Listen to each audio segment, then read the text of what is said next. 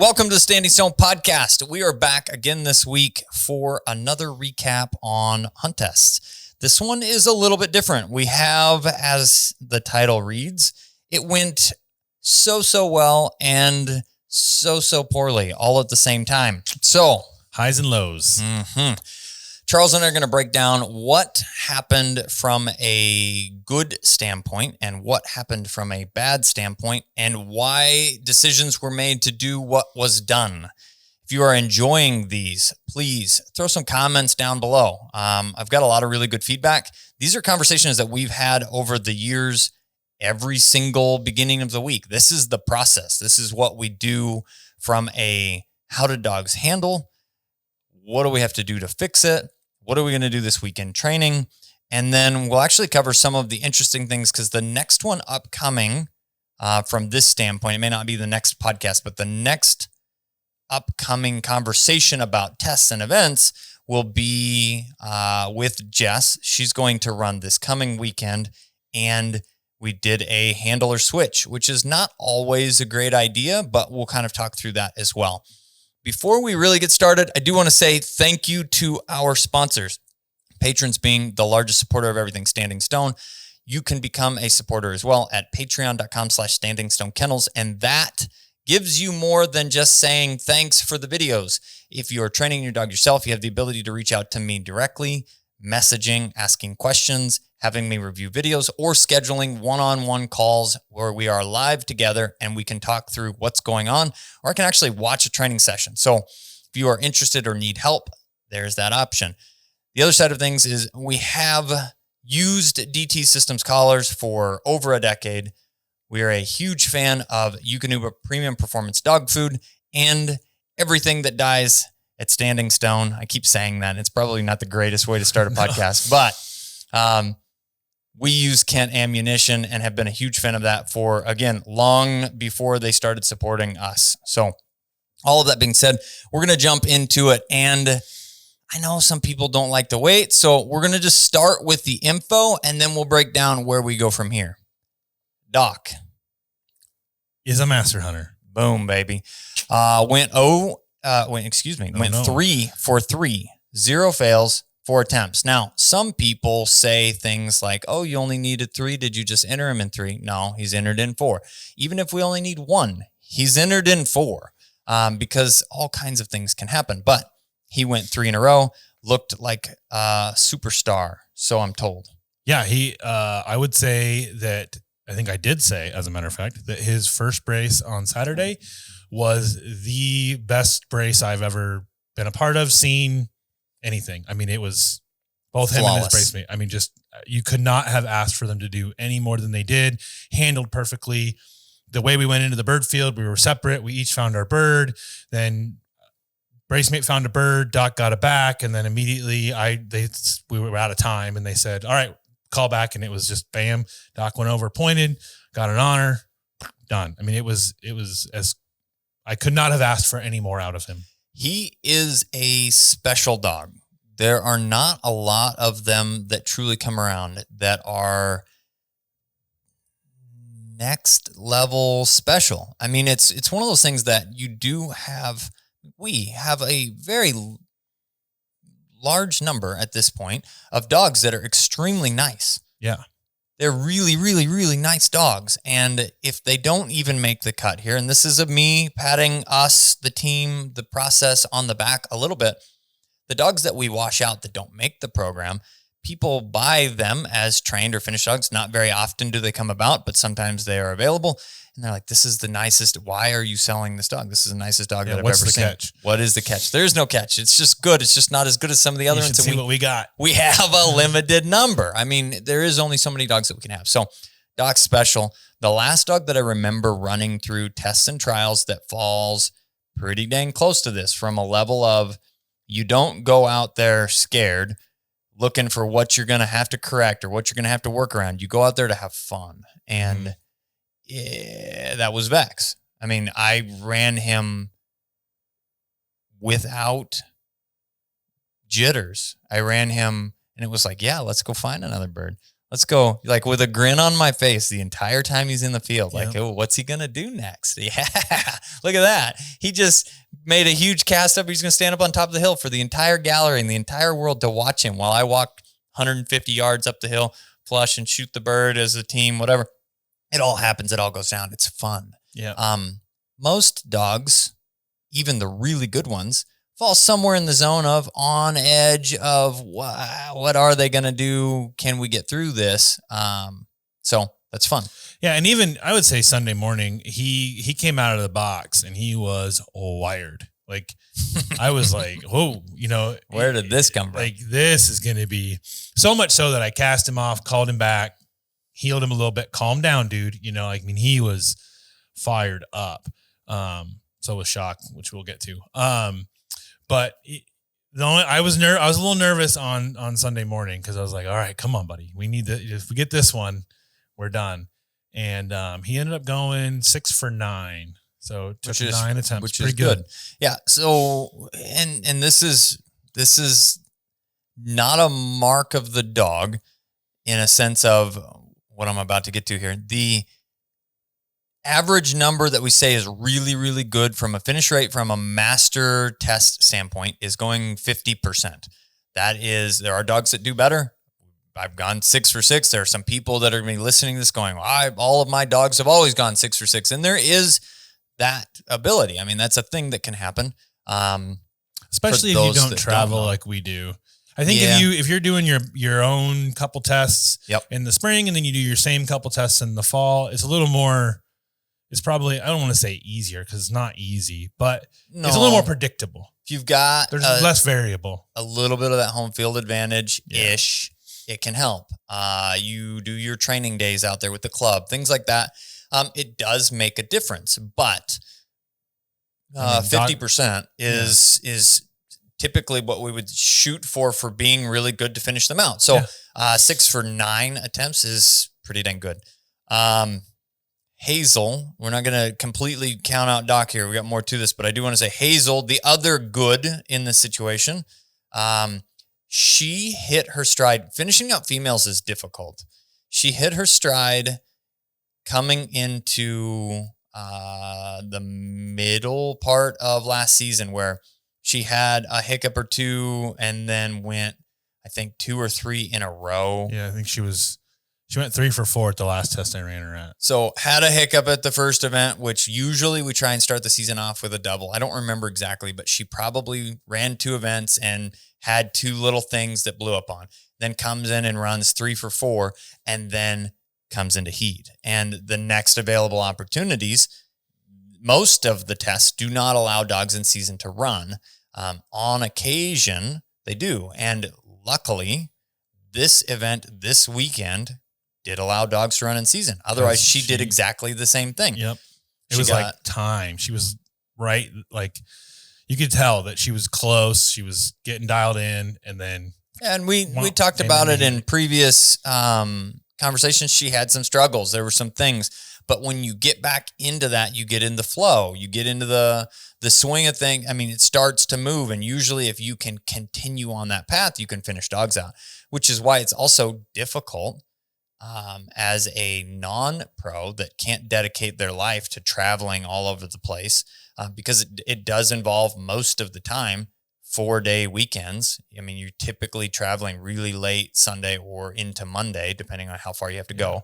You have to leave Thursday to Friday, depending on how far you have to go. So it could be anywhere from 4 to 5 days of travel a week to be able to run the dogs consecutively weekends like this. And we've got scheduled to go to somewhere in north central South Dakota or northwest South Dakota. Yeah, it's right up there by Sturgis. It's right outside of Sturgis. Okay, so that's just west central. It's like western part of the state, though. Yeah, it's a jaunt from here. Yep. And another opportunity in Minnesota. We start having to branch out a little bit further than what we do earlier in the season, typically, because we got to go where it's a little cooler. It gets hot here. Generally head north. But as things tend to be, she had a couple hiccups, then she comes into this and looking good, and she comes into heat. It's like, crap. I wonder if we we had intentions to breed her, but I'm like, I really want her to finish. If we miss the breeding, we'll miss the breeding. She's going to run because she gets this opportunity with. Yeah. I reached out when she came into heat. I reached out to the test secretary, and because she needed going into this, she needed a pass. And so I was like, if there's any way I could run at least twice, like just give me something, you know? And they're like, oh, well, we got another female in heat. We got a bunch of female master dogs. And the way we do the test, she can run all 4 and we'll run her at the end. And I was like, heck yes. Awesome. Thank you. So it worked out, and it usually does not, but she went and ran and got a prize to finish. And then Charles ran her again as the brace mate, basically for the next dog that was in season, because they need a dog, and she's done. It doesn't matter. Just run her again. She finished her first one. And the way that it ended up working out, the way the braces broke out, it was with another pro from Colorado, Andy Taylor. And so we were running so many dogs that at the end, because of Hazel being in heat and another dog, we ended up kind of stacked with each other. So we came out of the field with Hazel's pass, and I said, she's passed, you know, and they're scrambling because the buy dogs have been used quite a bit because of these girls in heat. The braces weren't even. And so I just said, nah, she looks great. Absolutely couldn't, again, like she looked so good. I was like, I'll just run her again. Let's go. Well, and for anybody that doesn't know how they break the schedule out, you've got to run 2 dogs together. If you have an odd number, or if somebody has to pull or something, it can mess the running order up. As anyone that's a test secretary knows, it's I think that would be who handles that completely. Yeah. So it can be troublesome. It's hard to get everybody in there. It's hard to get everything done. And so when you've got extra dogs that can run, now at the flip side of that, when you shouldn't be running your dog as a buy dog, technically, if they pass, I think they can be used if they're titled, or if they pass is the rule-ish, and I would have to double check that 100%, but they can be used as a buy dog. So if you got to pass and you have to run again, probably not the world's greatest thing to completely wear your dog out by running them also as buy dogs. It's not optimal. No. And the flip side of that too, when I finish dogs in callback scenarios, so my dog only needs a retrieve or only needs the honor, and it completes that and now has a qualifying score. We're done. Well, then they say, well, why don't you just bring your dog up here and put him on point? And I always clarify, I would be happy to do that as long as I'm no longer under contention. If I'm not being judged because I've already passed, I don't want another opportunity to potentially make a mistake. And because there was confusion, like, why do we do all of the things and have all of the nervous tics and stuff? Because something's happened in regards to that at some point in time where I didn't know what I was doing, and I was like, sure, I finished, right? I'll run. They're like, oh no, you're still under contention because now you're doing this. I was like, wait a second now. And then my dog makes some stupid error and fails, and it's like, I had it. All I had to say is no. Yeah, that's my question always. So if I finish and all I need is an honor, I got my honor. Hey, we'll have you point this. Am I still under judgment? Nope. Okay, perfect. Absolutely, I will do it anytime. Why wouldn't you be? Nope, I'm good. Yep. You can get a bye dog. Yeah, it's exactly it. So that's a big part of the advocating for your dog standpoint. I use the word advocating because arguing with a judge is not going to get you anywhere. Sometimes advocating for your dog can get you somewhere, or help prevent you from getting in a situation you don't need to be in. And that involves knowing the rules, which is knowing the rules is an important part of playing the game. And I say game because AKC hunt tests and field trials and NAVHDA tests and all of those things are a game. And if you know the rules, you've got a better chance at winning the game, which involves helping your dog to be successful and get good passes. It involves a lot of training. It involves a lot of preparation. Sometimes a small stroke of not having bad luck where wild, crazy things happen. But outside of that, if you know the game and play the rules, you usually have got a better chance. Yeah. So, that being said, we have 2 new master hunters. Everyone else is pending AKC approval. There's absolutely no reason why this won't be approved, but we have to wait for the title to be applied to the name for the paperwork to make it to the office. But I saw the paperwork in the trailer at the test. It is there. And I screenshotted their record. Yes. Like quadruple check before I don't run a dog. You can go on. Because Hazel actually did. So when she passed and they said, we need another dog. I said, just I'll run her. And they said, oh, do you want to do master advance? I said, nope, but you can leave her in contention. Sure. And I'll just take the Doesn't pass. hurt anything. She'll be a master MH1 or master MH.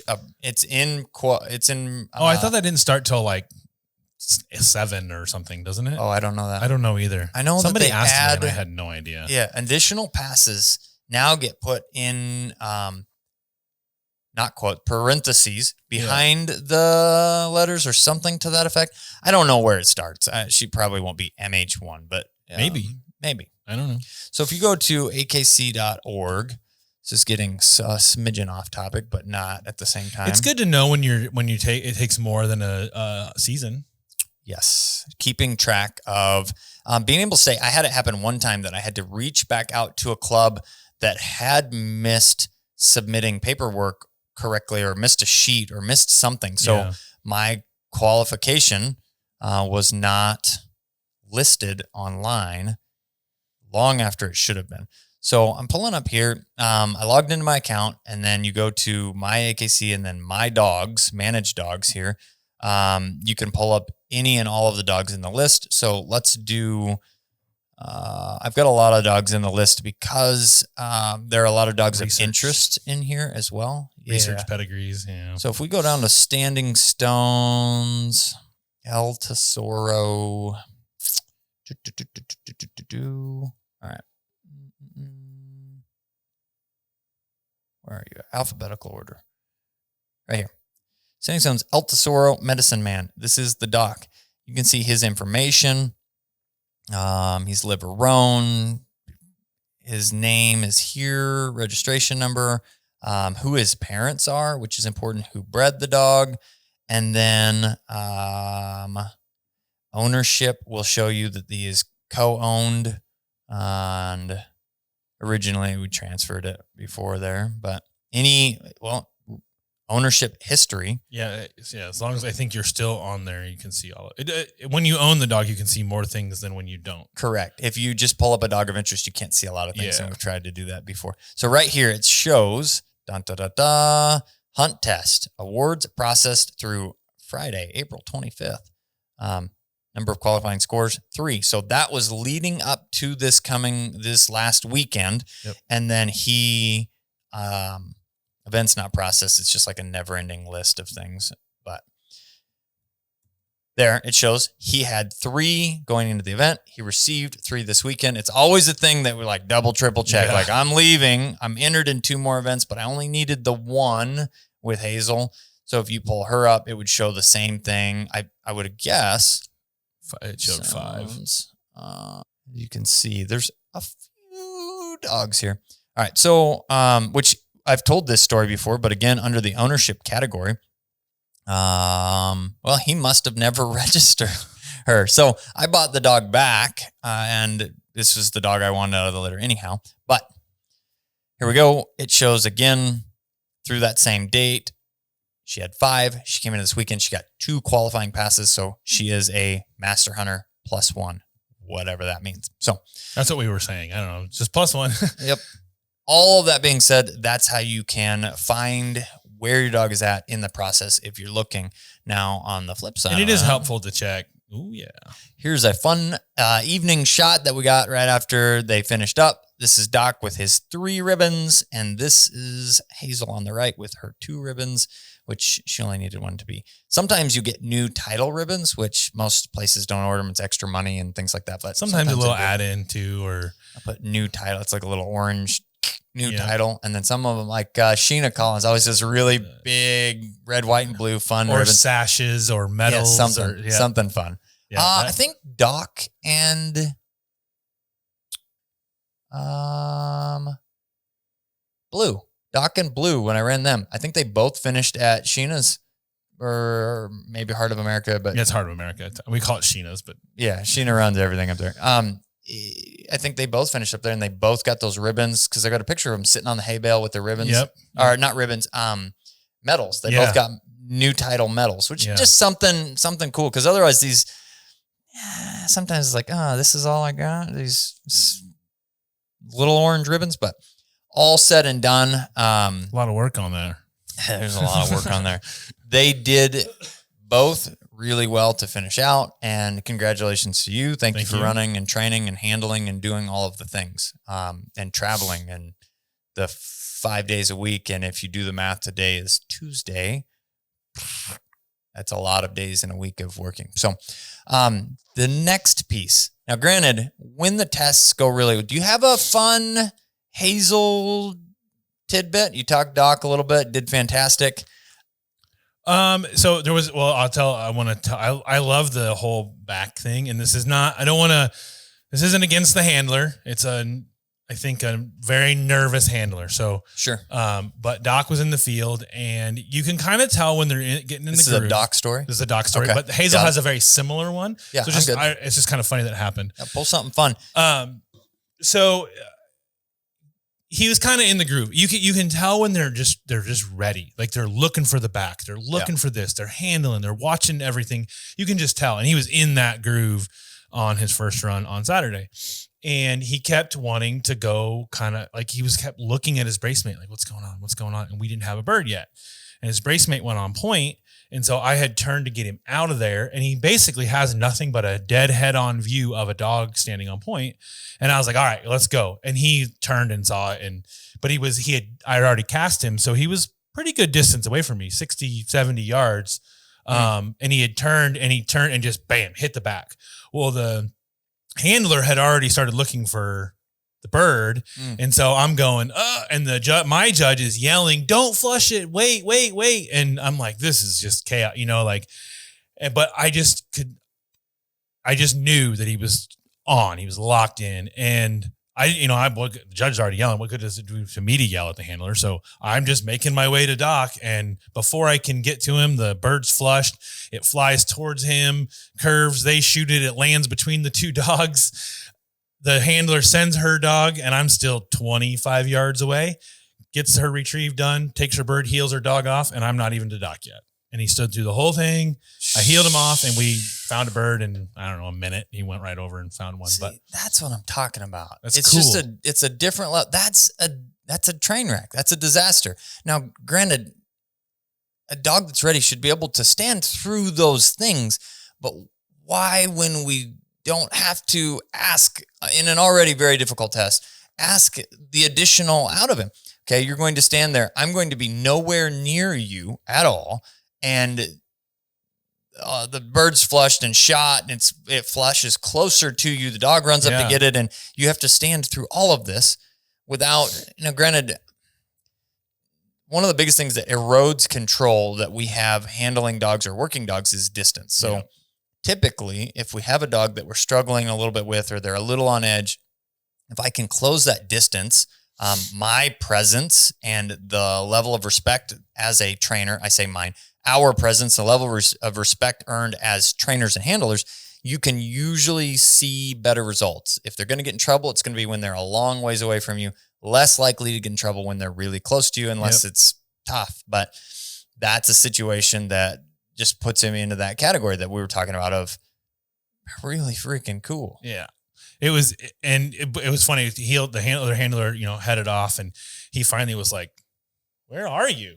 Like, "Oh, there you are. Are you coming?" And walked up there and healed him. Just over here doing my thing. Yeah, when he was, and the judge is apologizing, and I'm like, it's fine. I understand. I mean, it was not done in malice at all. A very nervous handler, and so it was in the process of flushing when he backed. I mean, it wasn't. This would be the other side of it. Generally speaking, if your dog is coming in to back the other handler, that handler would wait for if they kind of signal these things, and it sounds like he whatever is in his zone of working the bird and doing those things, which is normal. People, ultimately you're there to do the best for your dog without causing problems for the other dog. But they're like, oh, let's get this back.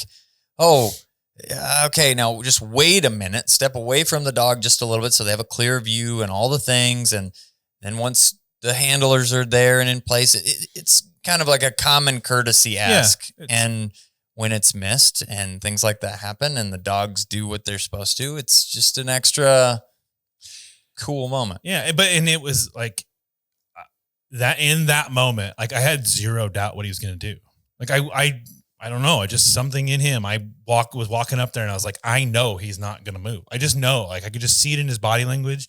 He was just locked in. It made the next run that day a little bit easier, knowing like, man, if he's that locked in, then we got it. Well, and typically in that situation, the mistake that I would see dogs make is leaving the honoring spot and coming to the handler, which would also get them into trouble. So, yeah.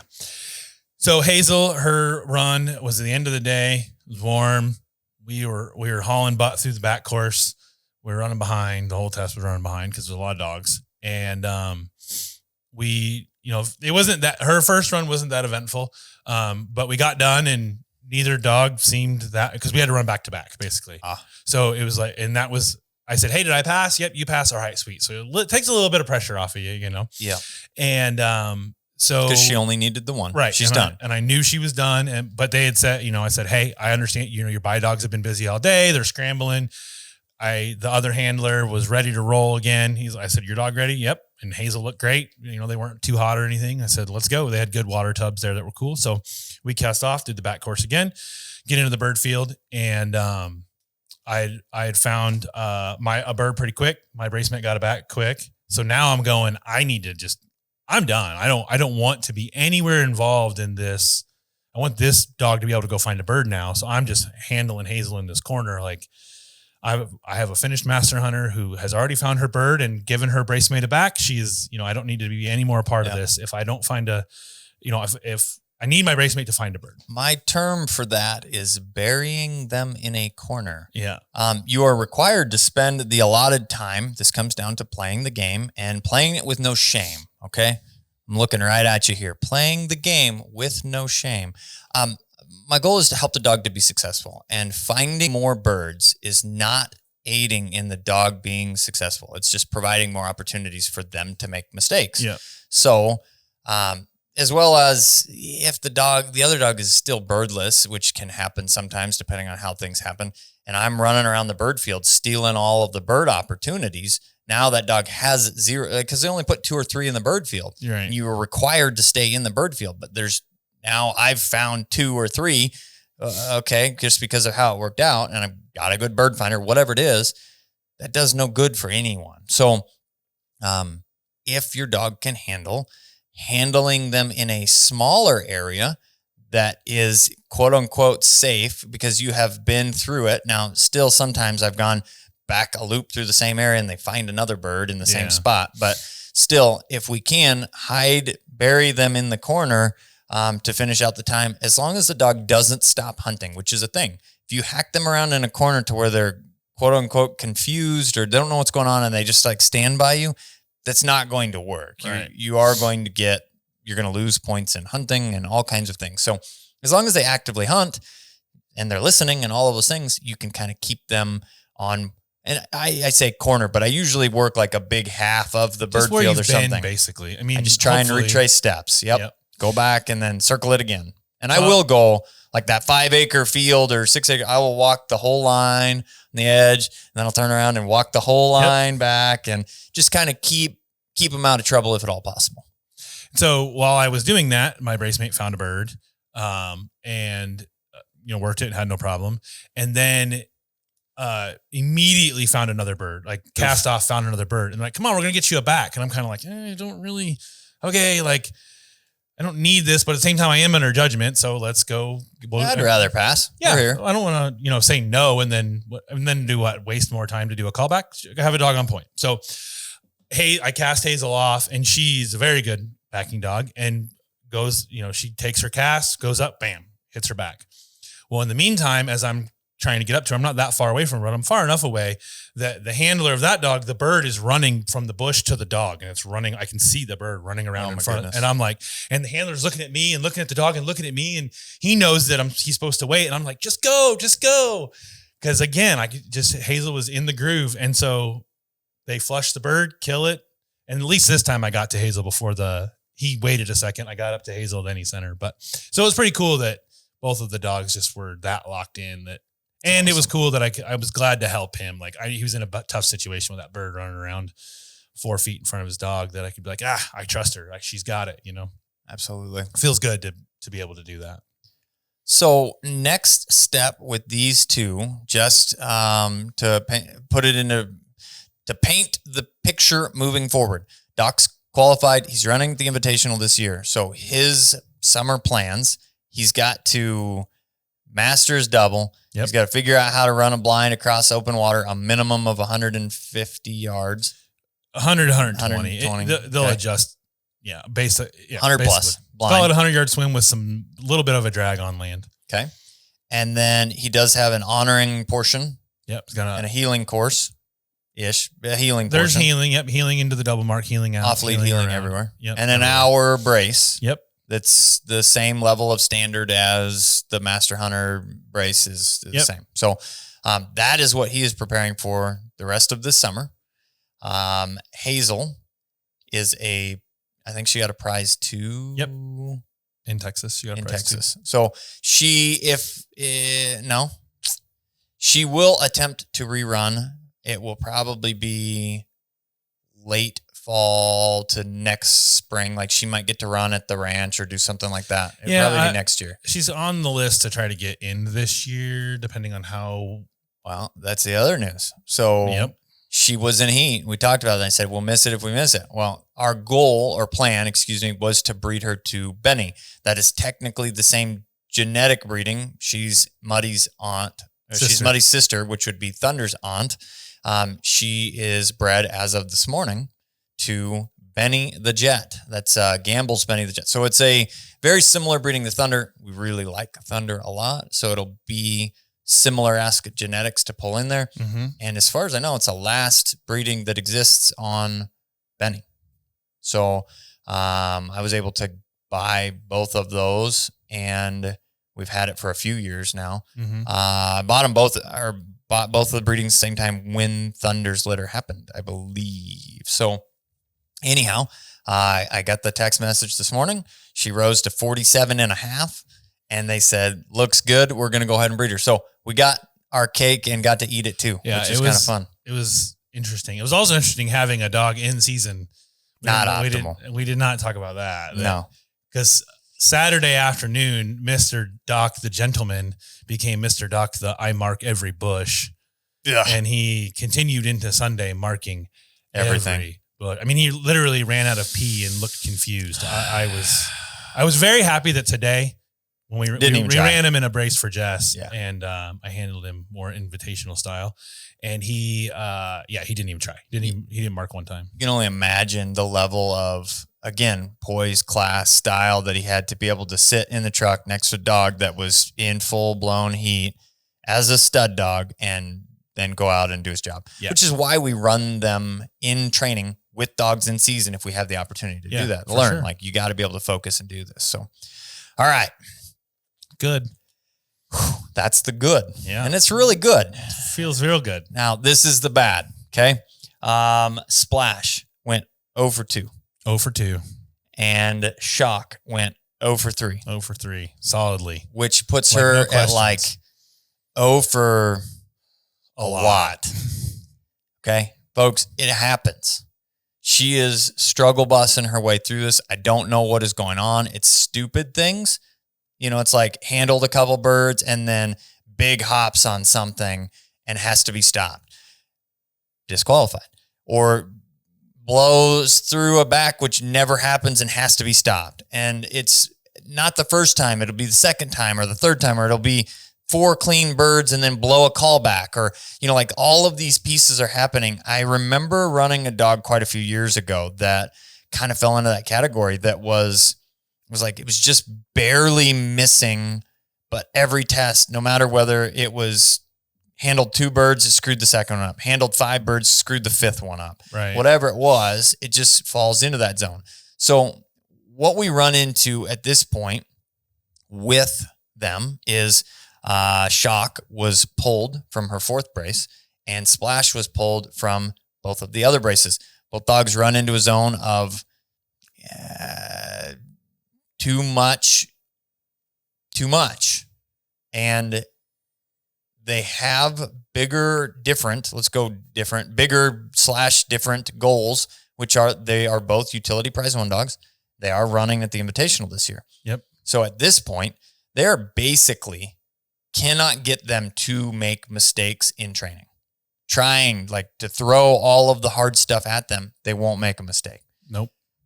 Get to the test and they're making mistakes to the point can't pass at the master level, which is senior for splash. Well, senior for splash even, because she struggled a little bit with backing, but she's really come into her own on that now. Yeah. So should technically be running masters from what she can do in training. Right. But both of them are falling into that category that we talk about on a regular basis of test smart dogs. And so instead of continuing to beat the proverbial dead horse as it seems like it is right now, we need to prepare for the bigger fish that are being fried. We have to break the cycle. So this is a big part when you run into problems with dog training.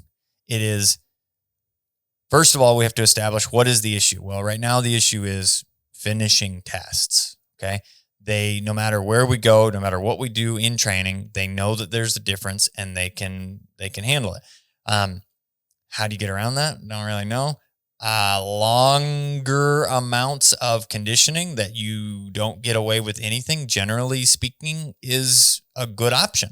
Like reps over months, basically. Correct. Yep. We aren't running again next weekend or the weekend after right. or the weekend after. We're not running again this season. They were entered in 3 other events. They are pulled from all of that. We're done. Now the goal is prep them for the Invitational. They've got retrieving work. And that's what I was going to say. The shock is so solid in training that we tried to set her up and teach her to do a double when Bob was here. And she's like, no, that's not the sequence that I get to go do a retrieve because it's in training. But at the same time, she can, point a bird and then be like, meh, you took too long and knock it.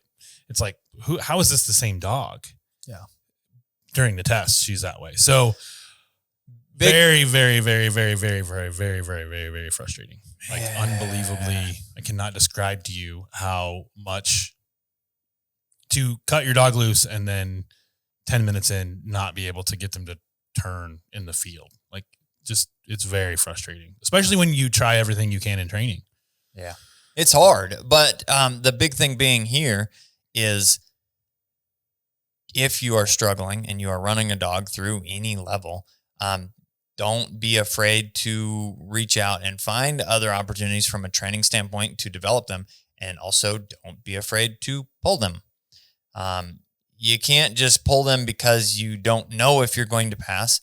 If you are handling to the extent that we are talking about from a training standpoint, and they're doing that well, they're ready to go run, or should be. Yeah. And then you go, what is the new problem? Well, they're becoming test smart. That is a big part of the problem. And how do you work around that? Usually it's time. So separating them from that event with enough time and enough reps that say you have 0 opportunities to do anything. And the other side of it will be some decompression time. Probably is not a bad option either. Yeah. Go hunt pheasants with me and Sharptail and get to rip and chase a little bit and then come back out. It's a weird thing to say that we quote unquote went backwards, but there were the dog that I struggled with the most. And here's the bus, Kat's under it. Kat struggled with the most was Nick's. Mm-hmm. And he was a turd. And we thought the answer at that point in time, so this is lots of years ago. 11? Probably 12 years ago. 12. So at that point in time, I thought the answer was do not ever give him the opportunity to break on any bird and he'll eventually figure it out. Well, what he figured out was frustration. And then he figured out where he could get away with stuff. And he took that advantage, any opportunity he got. So and that's kind of how those 2 girls have been. They've been going, Splash has been at the ranch since she was 2. Yeah. I mean, she's been studied that long, and that could be a part of it is that she needs to be able to go out and hunt sharptail and have a good time. And we talk about this from a dog standpoint of checks and balances zone, and people want dogs steady and things of that nature, but it is an unnatural way for them to hunt. And no matter how much training and effort and energy you put into the process, they do need, it's like anything. Again, we mentioned this before, and I come back to it a lot. It's not an exact go across or a representation, but mental capacity of a 3-year-old child. I mean, we're in that zone. Okay. So if you take all fun away, which for them, it's not all fun, but it is the most natural way for these dogs to hunt is to point birds, break when the bird goes, pick them up, bring them back to you. Yep. That is the most natural. So it's also the easiest to maintain. Maintaining steady wing, shot, and fall is very difficult. It requires a lot of maintenance. So that might be the other side of it is they've got a shot. They can do all of the pieces coming to the Invitational, how they handle that day. And again, it's different. At the Invitational, if she tries to bust a bird and she gets handled and then she realizes, oh, I can't catch this or I can't do this, I can't get away with this, a lot of times it'll just flip. But it has to happen in that environment. Right. And at the hunt test, you're done. Picked up, you're done. That's your opportunity. You made one mistake, you're done. So, and that's a big difference too, is that, if there is a mistake, they make a mistake, get them stopped, handle it. You're done. You're done in AKC. Whereas it was at NAVHDA, we're going to have a chance to redeem ourselves. And I know these girls. I mean, I ran them a lot in Texas. I know that they can do it. I know I've run them in training. I've done them. I know they can do it. They did it last year. So it's just going to be figuring out what we need to do to get them through handling wise, to get them through. And it may become that as they get to do some retrieves, and that might be, blind retrieves and doubles, and that might be enough loosening for them to go have some fun. That then makes the field a little bit more, be a little bit more on the same page, a little more teamwork, because it does not hurt. Shock and Splash and I do not feel like a team right now. So it's tough. We have good things. We talked about that. And it's not necessarily a mark against the individual dogs. They're utility prize 1 dogs. They stood steady to wing, shot, and fall and handled all their, go look at their steadiness scores. They all were extremely good in the field. I think they're 4s across the board. From a steadiness in the field portion. Yeah. Completely clean. So, there is also a big difference in chucker versus quail. And when we talk about the quote unquote frustration level, it can be exaggerated by the fact that when we're at the ranch, I mean, what do they buy? 10,000 quail. Yeah. I mean, so realistically on a low end, each one of those dogs probably saw 2,000-3,000 birds, maybe. Yeah, because they're running braces. So it's insane. Plus wild birds on top of it. So then you get a dog that falls into that frustration category. It's it. So plus you have a back course. So in utility, they're going to hit a bird within 5-6 minutes, in not 22 to 20 to 22 minutes. To 22. And so with a potential girls fly away are driven, and plus they're competitive. So you got a brace mate in, and they're pushing, they're trying to find birds, and they're like, I don't need to listen to you. I'm going to go over here in this highway to find a bird. So, get over here. So they're a little bit different dogs, even though Splash and Hazel are sisters. They are different. I mean, their personalities are similar-esque, but handling mannerisms, they're different dogs. So they are. And so all of that being said, we had 2 awesome dogs finish this weekend. We've got 2 dogs that are also awesome that are struggling at this specific event. And the answer at this point, best we can understand or decide to do, is to pull them from that and focus on the next. And we will revisit hunt tests next year. Don't be afraid to do the same yourself. And the big thing is that for Splash, because her honoring was her weakest point, which is why she was in senior. That came around during testing. She figured it out. Like I watched her. I mean, even this weekend, she honored naturally on dogs getting watered, just getting watered. She honored. Yeah. So seeing that flip on her is really important, because that was something that was part of her goal this testing season in the spring, to be able to run the Invitational. So it wasn't all, it wasn't all bad. Absolutely. There's a little bit of light. So as we come out of a handful of dogs, like say, we'll have an episode talking with Jessica about how she did at this coming weekend. And then to take my boy. Yeah, East is going to run. Oh, that was the other piece we were going to talk about. We got a minute. The handler switch. So Charles has been running. East has gone 3 for 5. Yep. I don't know. Well, he's doing extremely well. And he will have the opportunity to finish. He's got... Yeah, 3 for 4, I think. 3 for 5. 3 for 5. I don't know. Yeah. He's doing well. Yeah. He's got 3 passes and... Nothing major either. Like it was goofy stuff. Nothing. Yeah, a little hiccup here or there. Yeah. But handleable, key thing being, which is where we're struggling with the other dogs, which is why they are being pulled. He will be running with Jess because she's going this weekend, and Charles has got a judging event. And it's a handler switch. It's a dog that knows everything, and it's not the right answer for a lot of dogs, but he falls into a category of we train as a unit. The handling is the same. The verbiage is the same. The mannerisms are very, very similar, as much as they can be with 3 completely different people, 4 even with Kat. You know, I mean, it's all very, very similar. Strikingly similar. And so to transfer that over, especially when Charles isn't there, isn't that big of an ask.